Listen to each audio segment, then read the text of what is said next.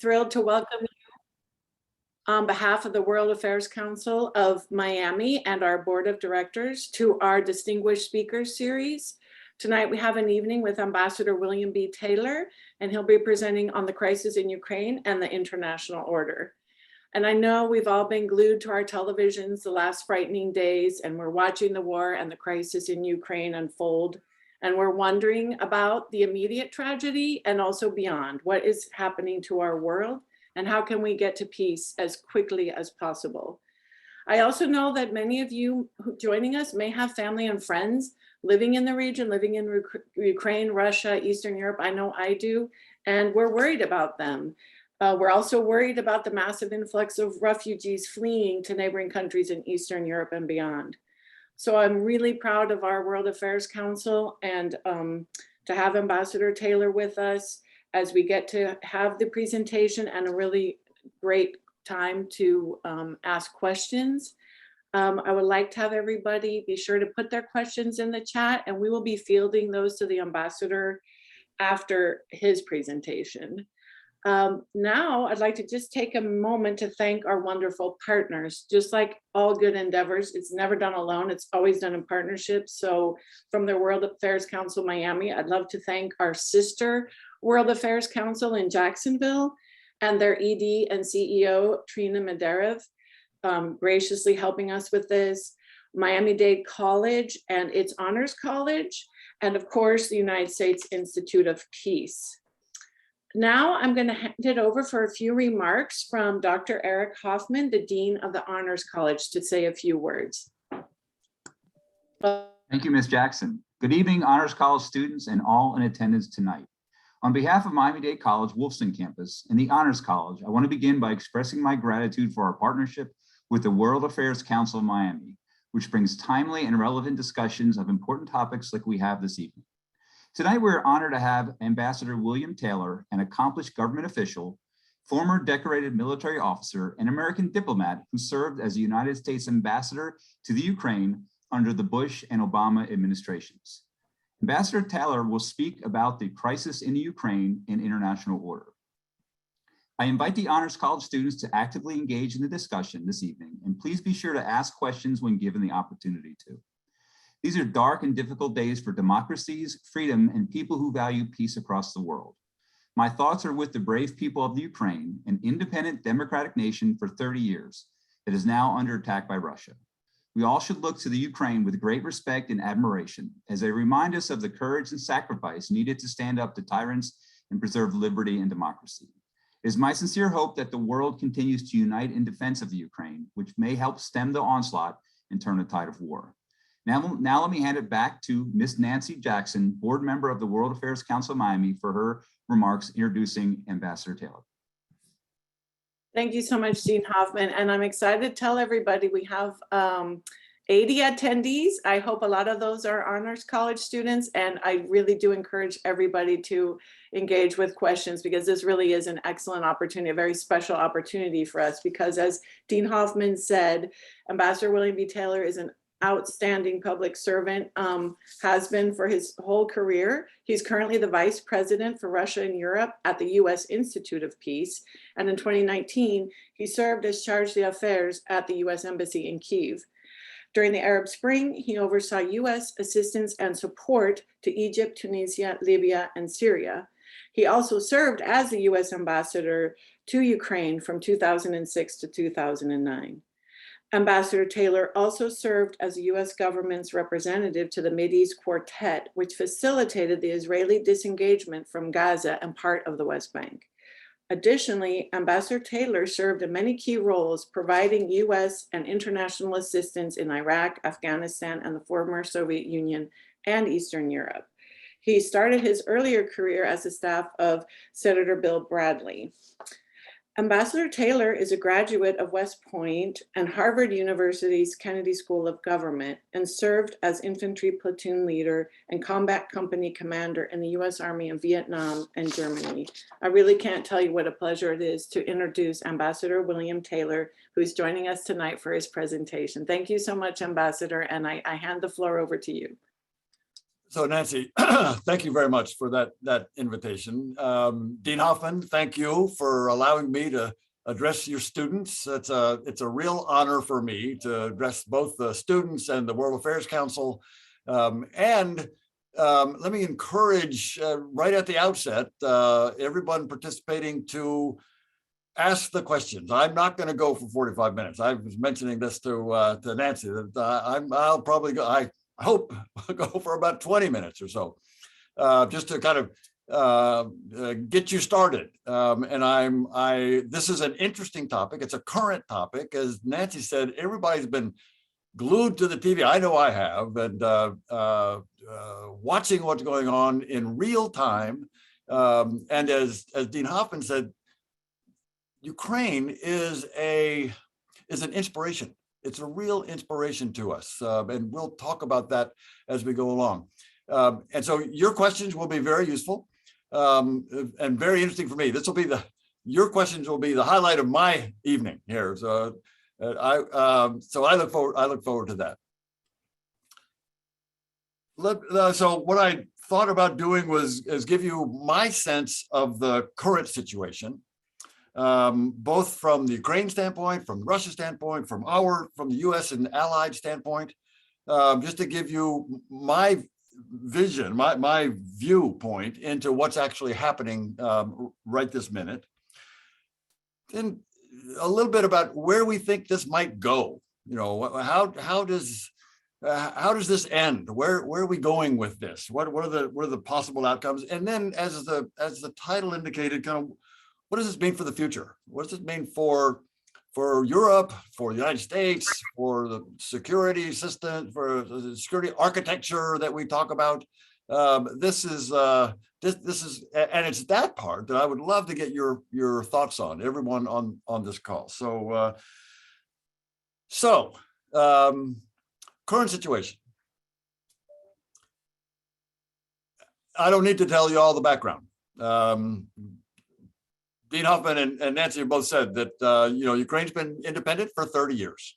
Russia invaded Ukraine in 2014 and annexed part of Ukraine called Crimea, Crimean Peninsula. They further invaded and sent their troops into another part of Ukraine, what we now call Donbass. This was an attempt for the Russians, in particular Mr. Putin, to dominate Ukraine. That's been his goal. We'll come back to a discussion of the Russian motivation and Mr. Putin's motivation, but that's where this came from. And the Ukrainians were having nothing of it. The Ukrainians were so pleased, proud of their independence over the past 30 years that they are not giving up on that independence. They won't give up on that independence. Their sovereignty is something they treasure. And a lot of people, I think, are surprised by the grit, by the determination, by the courage, by the bravery of the Ukrainian military, and probably by the Ukrainian president. So President Volodymyr Zelensky is the president of Ukraine. This is a man, I met him, as Nancy said, I served in Ukraine a second time 2 years ago when President Zelensky was just elected. He was elected in 2019 with an overwhelming majority, a landslide election. So it was like 73%. And this was 73% against the sitting president, the incumbent president. Incumbent presidents generally win, not always, as we know, but in a lot of cases this happened. And President Zelensky overcame that and was elected. And that's when I met him. Before he was elected, and we won't go into great detail, I'm happy to talk about this, but before he was elected, he was in show business. He was an entertainer. He was a businessman, a very successful businessman from the south central part of Ukraine. And he starred in a TV show which was on Netflix for a while, and my wife tells me it's no longer on Netflix, which is really too bad because it's a great show that gave him his start. And in that show, he plays a modest high school teacher that rails against the corruption in Ukraine, and a student catches it on video and it goes viral and he's elected. This is in the show, right? This is in the TV show. He's elected president. Then he goes after all the corruption, and turns out life models art.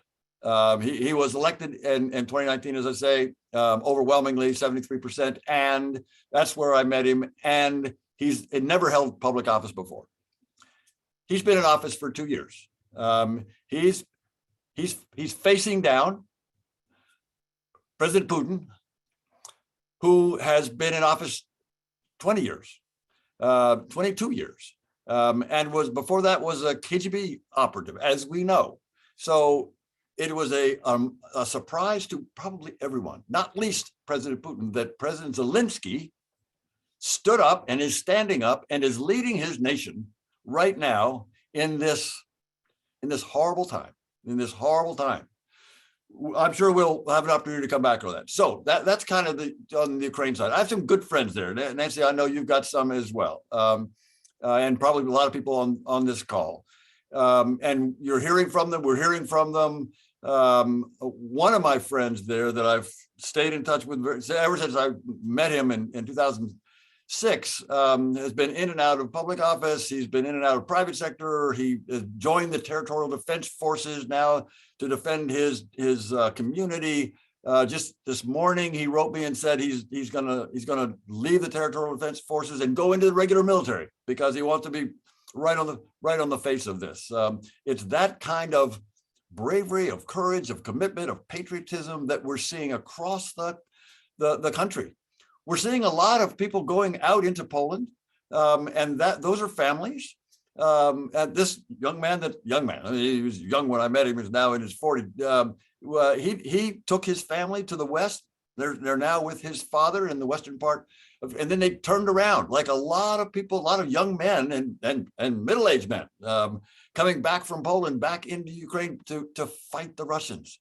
This is an amazing show of patriotism and bravery and determination. So that's what's going on now in Ukraine.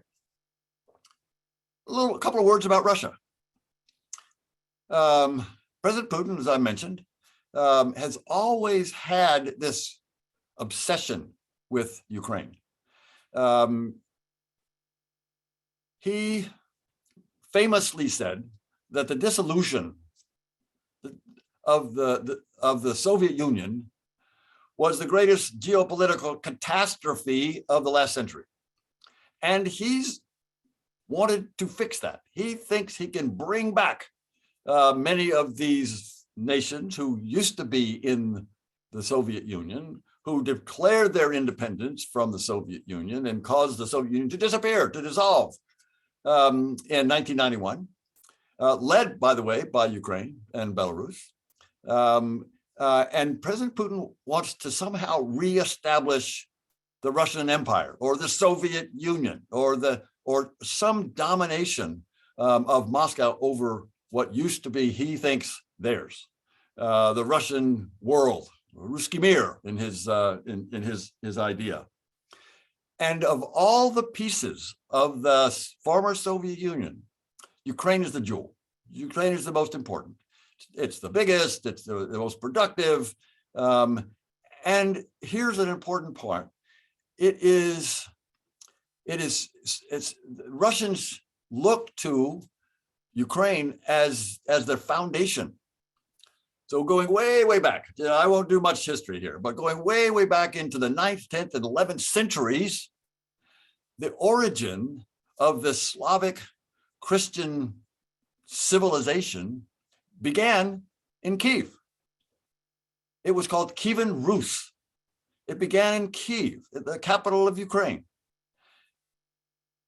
This civilization was very sophisticated, very religious, and it built in the 11th century several cathedrals, one of which right in the middle of Kiev, capital of Ukraine, which many of you who visited Ukraine have seen right in the middle of the capital.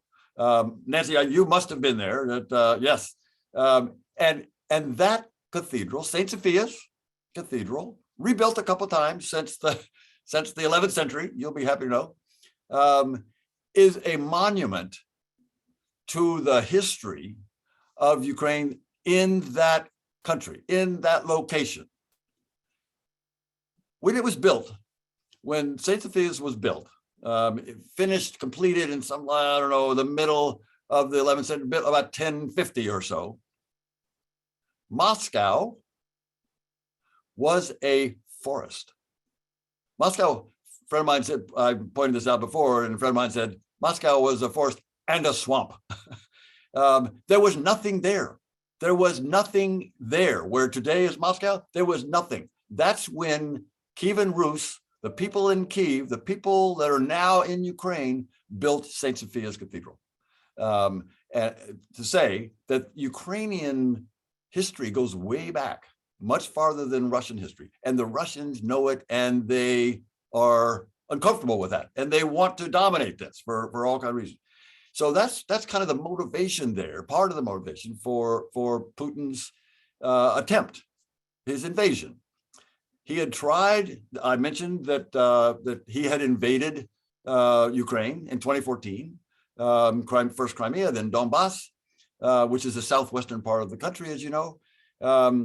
And he hoped he would be able to bring Ukraine under control through occupying and annexing and controlling those little parts of Ukraine. He thought he could control the country, Kyiv, the foreign policy, and keep it out of Europe, keep it from joining the European Union, keep it from joining NATO. It was clear that that policy, that strategy that President Putin hoped to use to dominate Ukraine failed. And Ukraine was inexorably moving to Europe. It was inexorably moving away from Russia. As I mentioned, Ukrainians are proud of their history. They're proud of their sovereignty. They do not want to be dominated by Russia, and they do want to be a normal European country. They don't ask for that much. A normal European country that gets to make its own decisions. They don't want more territory. They don't want revenge. They're not angry. They want to live a normal life. And Putin doesn't want them to have that. So Putin wants to somehow figure out how he can dominate them.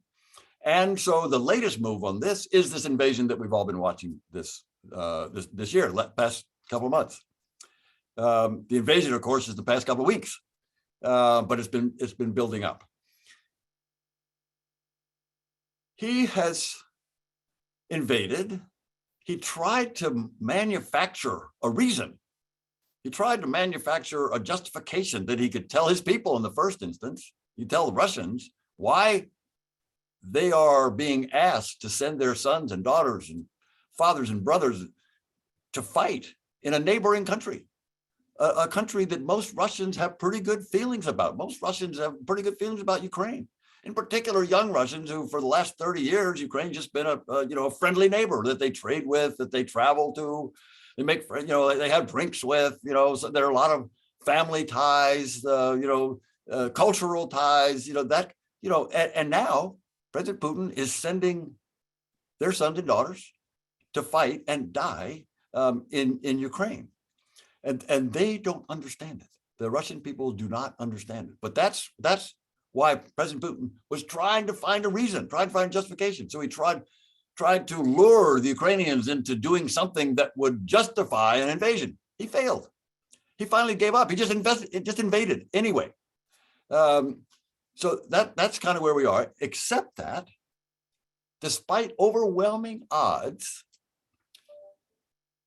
10-1 in terms of on a lot of measures, not least being how much money they spend on their military, 10-1, but also just in terms of the size of the military and sophistication of the weapons. Ukraine's got a good military, and they've been fighting the Russians for 8 years since they invaded the first time. And the Russians have killed 14,000 Ukrainians during that time. 14,000 Ukrainians, military and civilian, have died at the hands of the Russians since 2014, and the Russians have not been able to succeed. The Ukrainians have learned how to fight the Russians. They have built up their military. Their military today is much stronger than it was in 2014, much stronger. But it's not a match.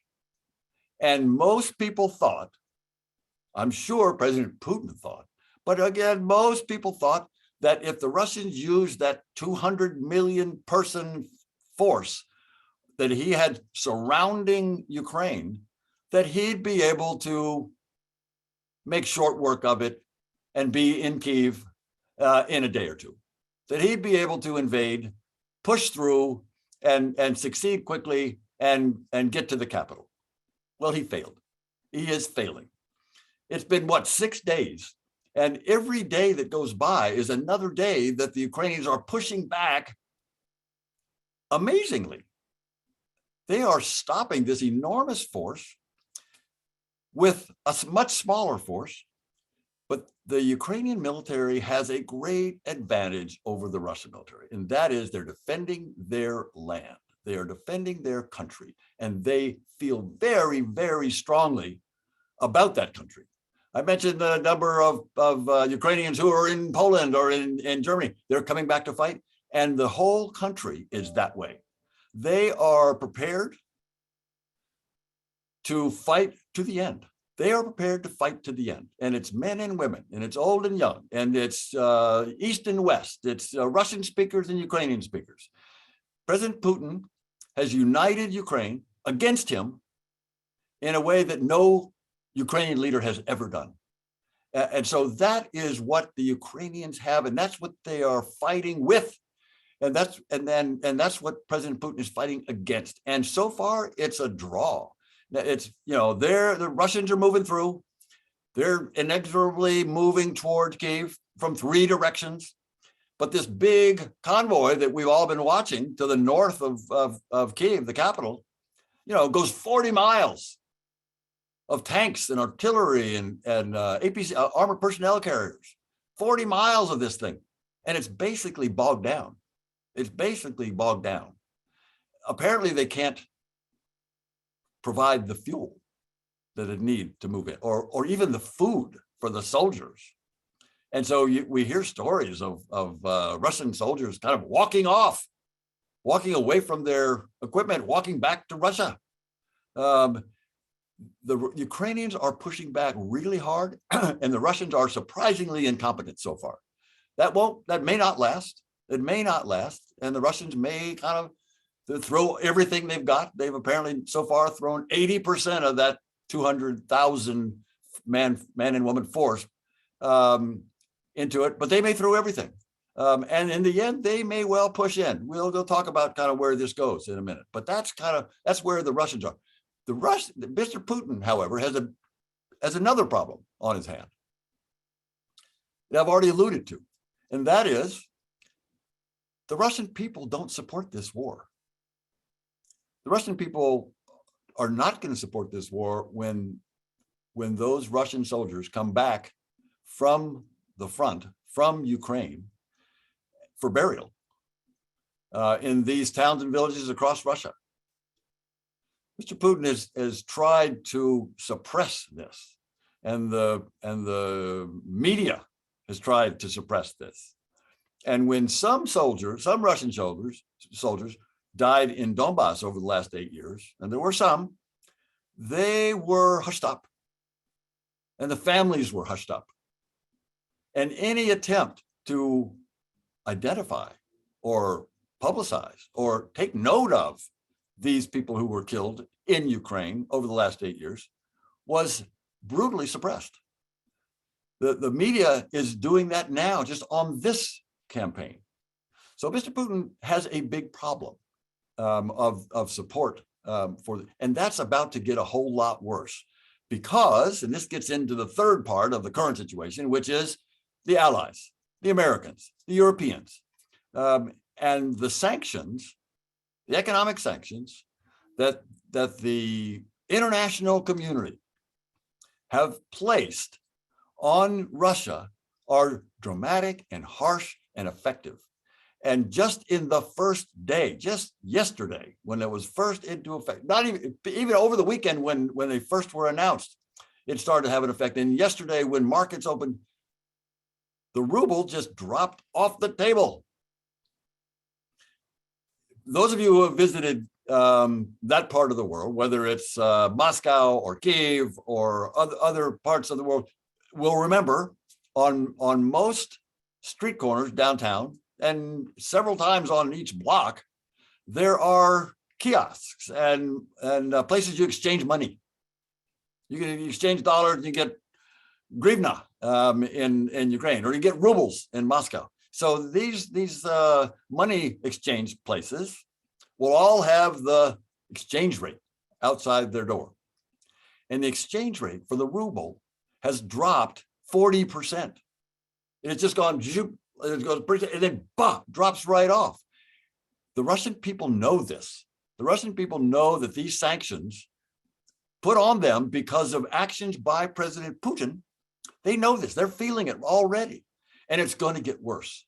So the combination of these economic problems that normal Russian families, sad to say this is, normal Russian families are going to feel the anger for that economic problem, the quality of life, just paying more for staples, for things that they need, is going to be combined with this backlash against this war that is killing their sons and daughters.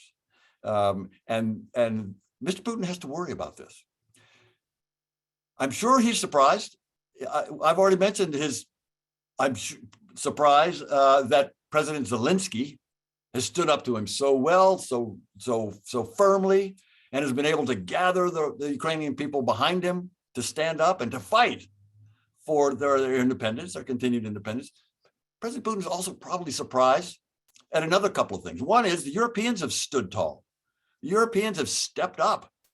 Germany, who had for a long time refused to really kind of lean in, and for decades, American governments have been urging the Germans to spend a little more on your own defense. Don't rely so much on the Americans to do your defending for you.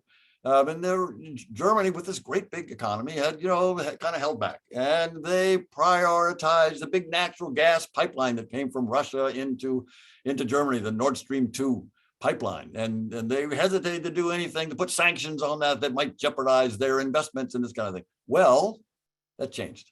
It changed over the weekend. An incredible switch on the part of the new German government. It's a new German government. They said no to the Nord Stream 2 pipeline. They said yes to 2% and more of their GDP for defense.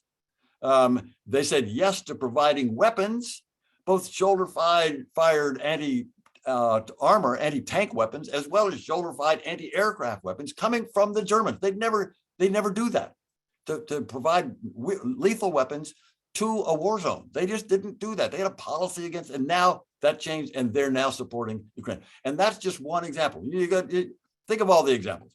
We've all watched these. The Swiss, typically neutral, they're joining in on these sanctions. FIFA, the football, the soccer organization, they just kick the Russians out. Eurovision, this is the big deal for a lot of young people. You're not going to have any Russians in Europe. This has been a worldwide phenomenon that is just surprising, I'm sure, to President Putin. I'm sure he had no idea that this was going to come. And then the last point on this part of the discussion, how am I doing here on time? Oh, okay, I'm going to speed it up here. Is the United States. The Biden administration has jumped into a leadership role in a way that I think a lot of people did not expect. People saw the Biden administration pull out of Afghanistan, not in a very pretty way. Let's just say.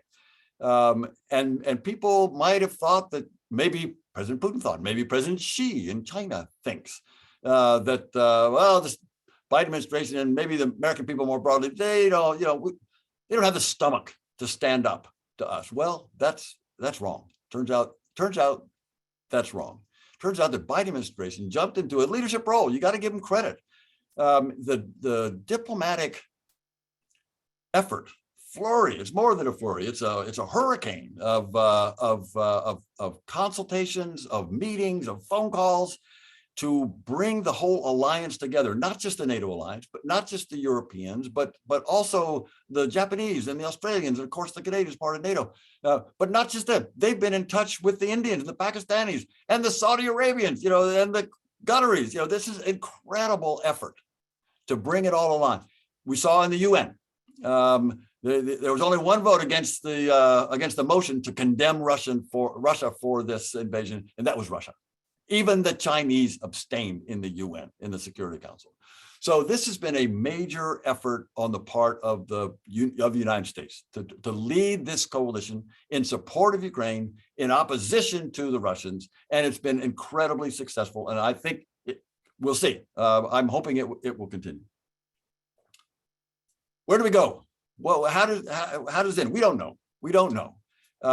We can think of a couple of different scenarios that might, and this may provide some opportunity to talk about these. On the one hand, here's what I'd like to see. I would like to see President Putin realizing that he bit off more than he can chew, realizing that the Russian people are not with him. Not only the Russian people not with him, they might be ready to challenge him. They might be ready to go to the streets and the squares around the nation, around Russia.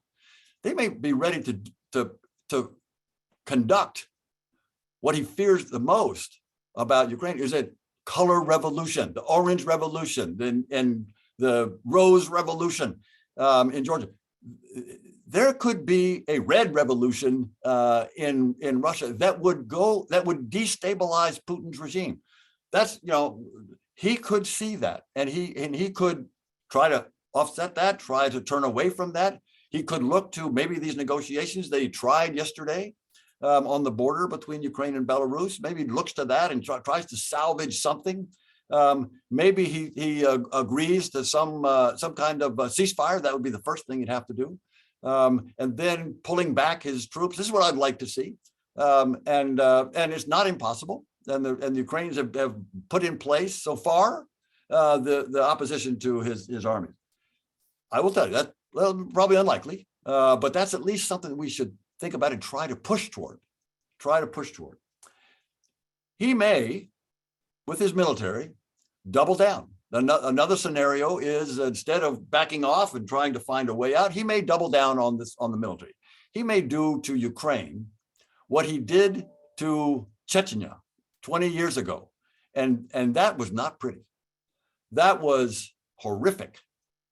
That destroyed Grozny, the capital of, this is a part of Russia that he sent his army into, and they leveled the place.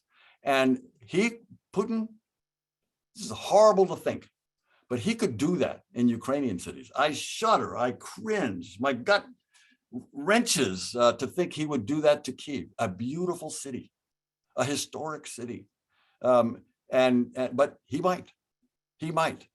And then what would happen in that case? Well, there are a couple of sub scenarios in that case. President Zelensky has refused to leave Kyiv. He is insisted on staying there to lead his country. And he stayed there against all odds.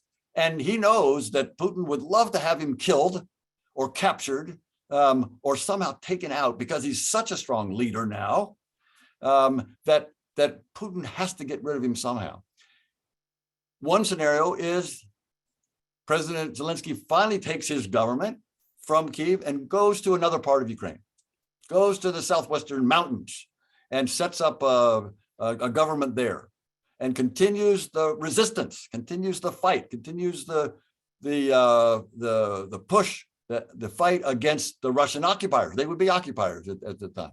In that case, President Putin would undoubtedly try to put a puppet in, try to put one of his own people in to govern or to be the president of Ukraine. It won't work.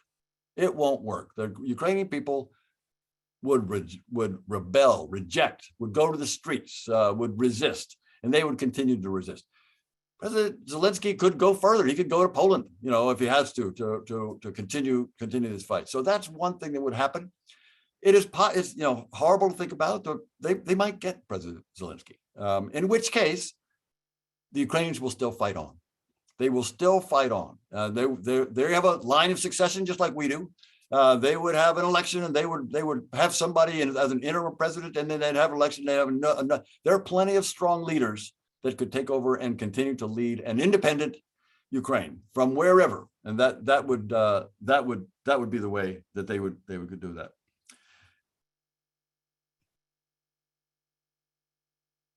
One further spin-off of that scenario is that Ukraine continues to resist. Russia somehow takes part of what's now Ukraine. Maybe under this negotiation scenario, that my first scenario where he backs down, maybe he just goes back to the status quo ante. That is where we were a month ago. That is, the Russians controlled Crimea, part of Ukraine that they invaded in 2014, and they control these two little statelets in Donbass. Go back to that, and the rest of Ukraine, or whatever Ukraine emerges from this conflict, continues to move toward Europe, continue to move towards the European Union, continues to move toward NATO. Now, people say, oh, you can't do that. Yes, they can. Remember East Germany, West Germany. East Germany was dominated by the Soviet Union all during the Cold War, and West Germany joined NATO and helped form the European Union. That part of Ukraine that's free under Zelensky or his successor could continue to go in that direction. So that's an option as well. Okay, I'm going to wrap up a last couple of sentences here, Nancy, because I didn't want to take this long, but I'm hoping that this will generate some questions or disagreements. I mean, there's probably a lot I said that people disagree with, and I'd love to hear about that. Where does Europe go after this? Well, so in whatever scenario, either of those two scenarios that I just sketched out, a couple things we can say will be the case. Number one, NATO will be stronger. NATO has pulled together in this crisis like it has not ever done. It has done more. It has supported more. It has cohered more. It has been solid together. It has provided weapons. It is prepared to defend its own borders, NATO's borders, and the eastern flank of NATO. It is coming out stronger. The European Union is coming out stronger. European Union, just again, this big sea change over the weekend. European Union, an economic, political organization, not a military. They're going to give fighter jets to the Ukrainians. This is incredible. They're going to help buy fighter jets for the Ukrainians. The European, not NATO. This is the European Union. This is so they're coming out stronger. They've stepped up. That will be important to see. U.S. leadership. No matter which scenario that I just described, U.S. leadership will be recognized for what it is, and that is stronger, clearer, principled, defending values that people care about, but defending it with action and defending it with muscle. It's not just soft power. It will be soft power because we've got the benefit of being dedicated to principles of sovereignty, of peaceful resolution of disputes, of borders being sanctified, and these principles will guide us, have guided us. We have the principle of self-determination, of democracy, of caring about human rights. These are strong principles that we will be seen to be ready to defend. President Biden talked a lot about democracies and autocracies, and he's proving it so far. And if he continues, he will have made that statement. And President Xi in China will notice, and President Putin will have paid the price for having misunderstood and underestimated. We can get on about the business of improving European security. What will be clear is Russia is the threat, and no matter what happens, we're going to have to deal with this Russia as long as President Putin is in power, and maybe afterwards. Who knows what comes after him? if we had illusions about where Russia was going to be, if we had illusions about how we could deal with Russia, and a lot of people did. A lot of people thought, oh, what we really have to do is worry about China. When the Biden administration came in, they wanted to worry about China. That turns out to be wrong. It turns out that Russia is the real threat. China is a problem. Don't get me wrong. China is a problem over time, but it's a different kind of a problem. Russia is killing people. Russia is killing people now. It's killing people over the past 20 years. This is the problem that we're going to have to deal with going forward. And NATO will be stronger. The European Union will be stronger. U.S. leadership will be clear. And that's my story. And so Nancy, I'm hoping that you will have a couple. It looks like you got a couple of Q's and A's in the end of the chat in the Q&A. So over to you. Thank you very much for letting me do this. Oh my gosh, thank you so much, Ambassador. I wish we had a big group and we could all clap. It was really great to get so much insight from you at all different levels. And yeah, we have a lot of great questions. I think my fellow board member, our president, Aaron's gonna jump on to help out, and Lanier may also to help out because we have so many great ones. I wanted to let you know you've got your work cut out for you here. So all right, we've got some going into the future, and there are a lot of concerns. As you know, a lot of us are worried what's going to happen. We'll get to those. We have a couple of more local level questions, micro, that I'll start with to do a little bit with mechanics of the, the different tactics that the countries are taking to punish Russia. So for example, Roberto Carmona is asking about the excluding Russia from SWIFT, which is that bank transfer mechanism. And he's wondering if the US and EU should completely exclude Russia from SWIFT. Would a partial exclusion of Russia from SWIFT result on more negative than positive effects? So I think kind of wondering about how far the country should go with that and what you think the impacts could be for Russia. SWIFT is a major decision. And it was so major and had such an effect on Russia in the first instance, but on the global economy in the second instance, that even the United States was hesitant to impose this in the beginning. The Europeans were very hesitant to impose this, but that changed. That changed with the invasion. When President Putin decided to invade with all of that force, it demanded a forceful response, and SWIFT was part of that. It was not the only thing, as we know. They sanctioned the central bank, the Russian central bank, that's separate from SWIFT. They have put export bans, so they're not allowing anyone who's under this, who abides by this, to export high-tech components, microchips, into Russia. And that's going to have a crippling effect on their economy and manufacturing. But SWIFT, you're right, Roberto, is a big deal. There's still a question. It can be applied bank by bank, Russian bank by Russian bank, to cut them off from the international finance system. There is some talk about an energy carve-out, that is to allow some banks that do most of the energy business not to be affected by the SWIFT sanctions. I think that's not a final decision on that, but that could be one of the issues that has come up. But it's a great question, Roberto.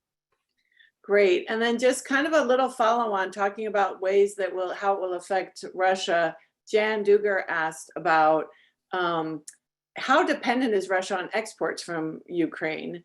And would the war destroy that flow of goods and services? Could that have an impact on consumers in Russia? I mean, a lot of people are always talking about what Russia is exporting, but what does Ukraine export, and could that affect Russia? Since 2014, the Ukrainians have gone to great lengths to cut themselves off from the Russian market. Okay. And the Russian market used to be the largest market for Ukraine. And they did a lot of trade. And the Ukrainians realized in 2014 that they are not compatible, that they are not a good supply. They don't want to, and plus they wanted to move into Europe.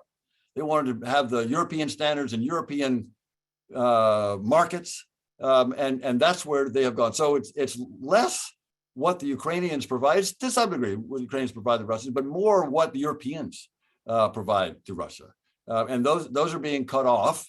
We've already sanctioned many of the component of the elements of the Russian economy, and that will continue. But just in terms of the effect on Russian people, these economic sanctions are the main tool that is going to make it clear to Russians that their leadership is the aggressor and is attacking Ukraine, and could attack further. But this is sad to say that this is what's needed to try to stop Mr. Putin from this self-destructive war. It's these economic sanctions. That's great. Thank you, Ambassador. Aaron, do you want to try to group some of the questions about NATO and potentially other kinds of military? I know Roberto has another question, but it might be nice to get some other folks in there. Sure. Thank you, Nancy. Thank you, Ambassador. So we have a question here from Luis Lopez, who asks, why has NATO rejected to send military troops to Ukraine? And how likely is a nuclear conflict if Putin is unable to successfully conquer Ukraine? So, Luis, good question. So on the first question about NATO troops into Ukraine, as we know, Ukraine's not a member of NATO now. If Ukraine were a member of NATO, then we would be there, as would the Germans, as would the French, would the Brits, would the Poles. If Ukraine were a member of NATO right now, they would be defended by NATO nations. They're not now. They wish they were. They've applied, but back in 2008, the Germans and the French said no, and they've been trying ever since, but they're not now. So there's not a treaty obligation for NATO nations, including the United States, to send troops, military forces into NATO to fight the Russians. There's a second point. That's kind of the legal point, but it's also political. But the military point is the United States and NATO, the rest of NATO, we're not eager to get into a conflict with the Russians. In the second part of your question about the nuclear aspect, that's a serious problem.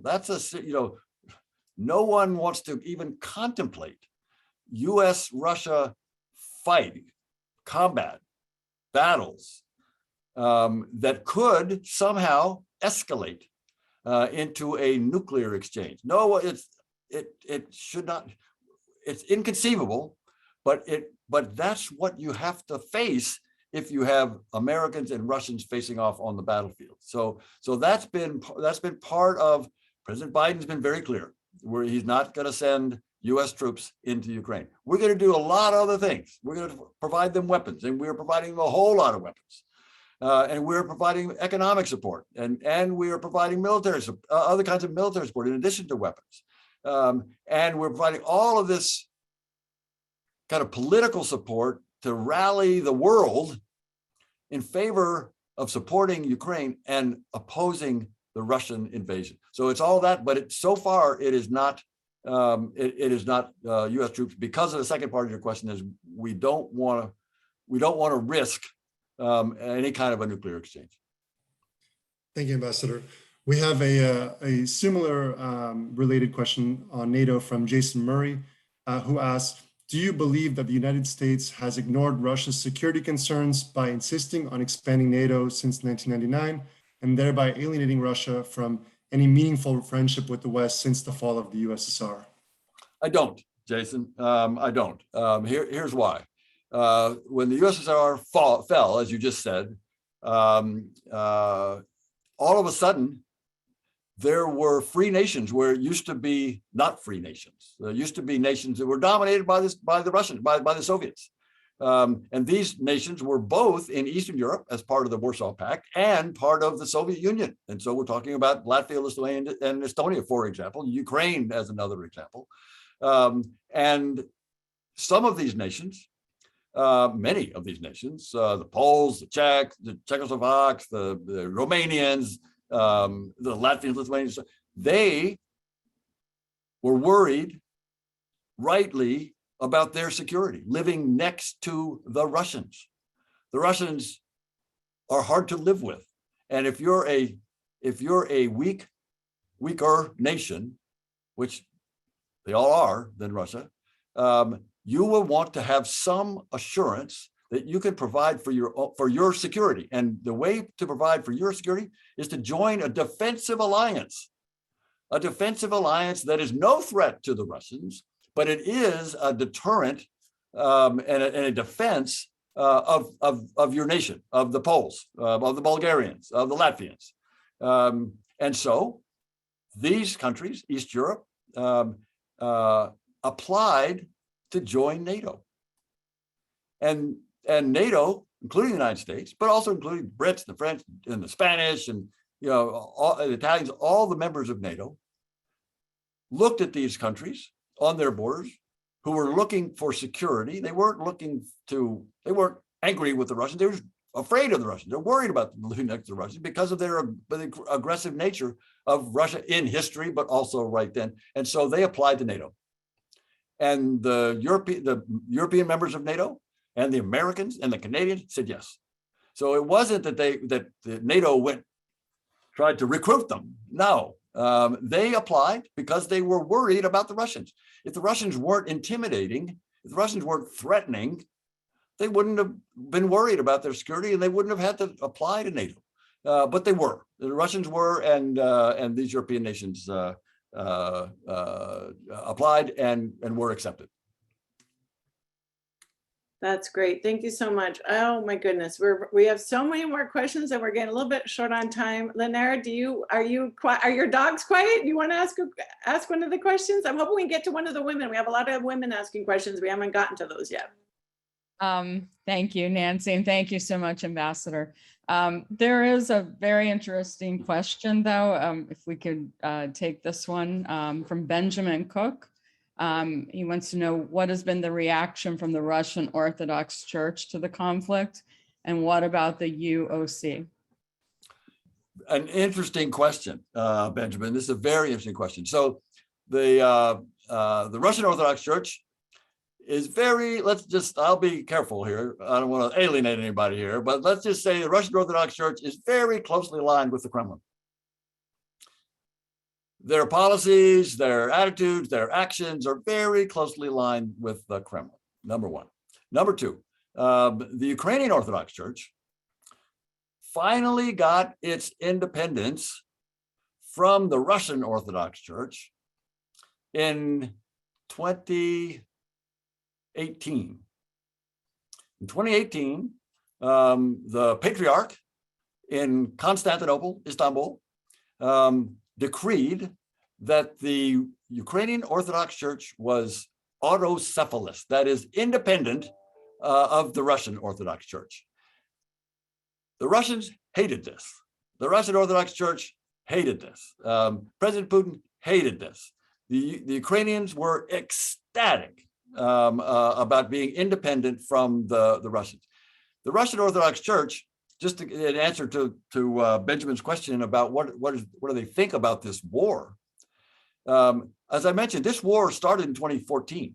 So we've got some experience with what the Russian Orthodox Church is. And there's still a lot of Russian Orthodox Church congregations in Ukraine. And in those Russian Orthodox churches in Ukraine, the Russian Orthodox priests would not pray for the departed souls of Ukrainian soldiers who were killed by Russians. Think about that.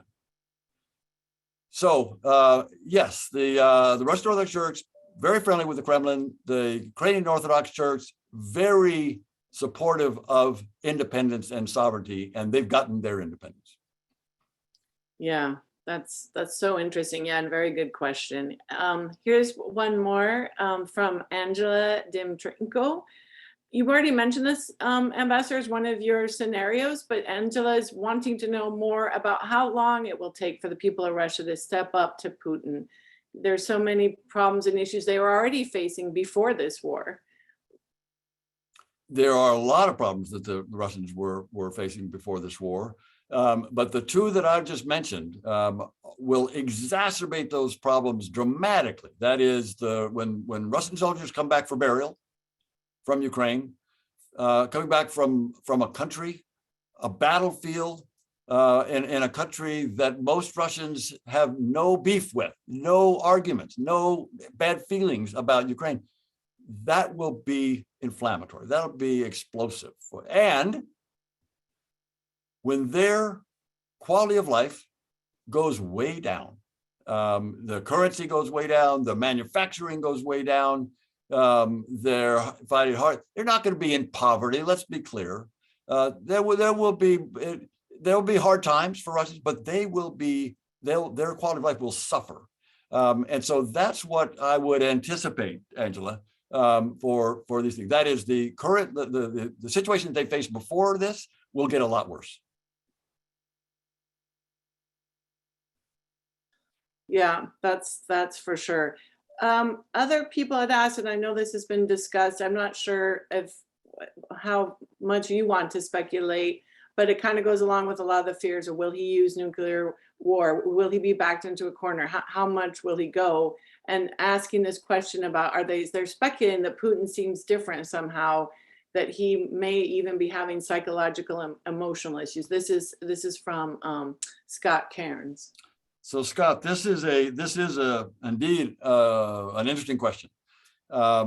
And I will tell you, first of all, I've not met Mr. Putin, so I can't give you any personal opinion about his mental state.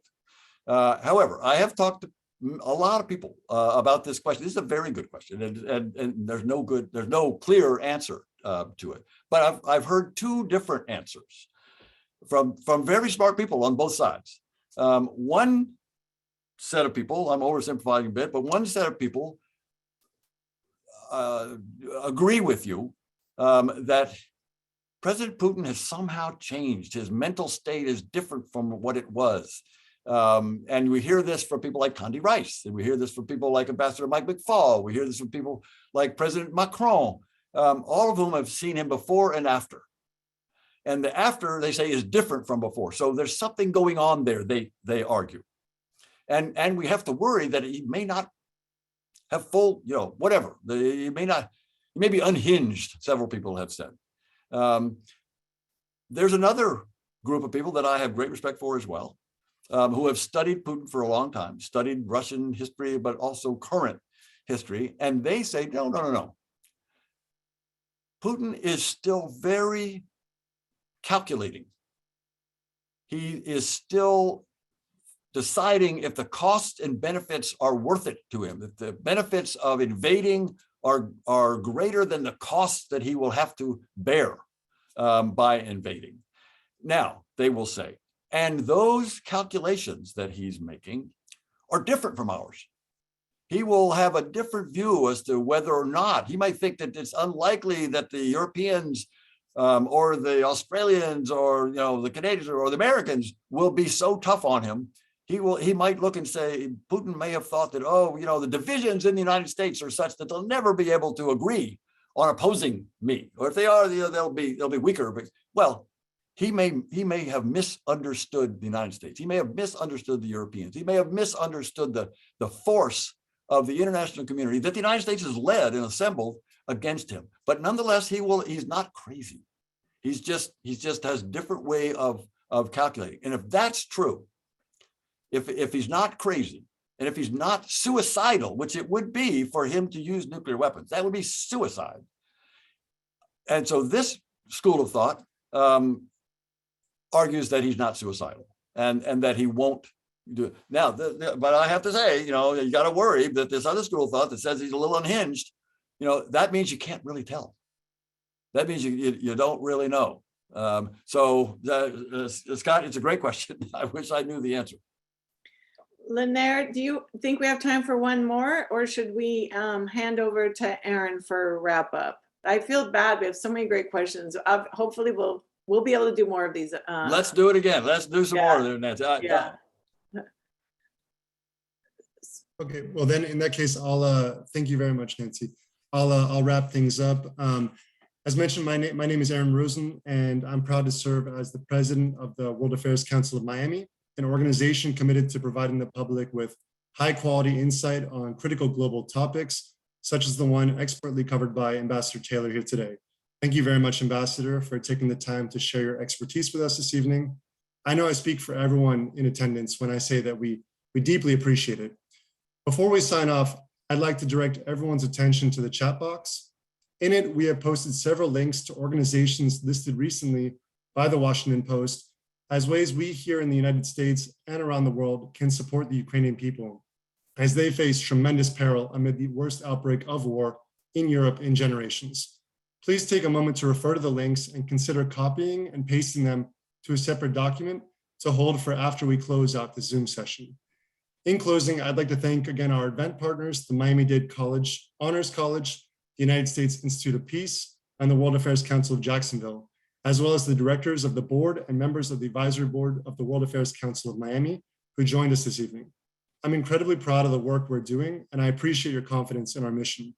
Stay tuned for additional events on this and other pressing international affairs topics, information about which you can find on our website, social media pages, and by signing up to our newsletter.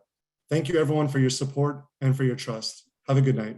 Aaron, thank you. And thank you, Nancy. And thank you, Linaire. It's been great opportunity for me, and I really appreciate it. I hope to do it again. We'll do it. Thank you very much, Ambassador. And you're Thank always you, welcome Dan. to Miami.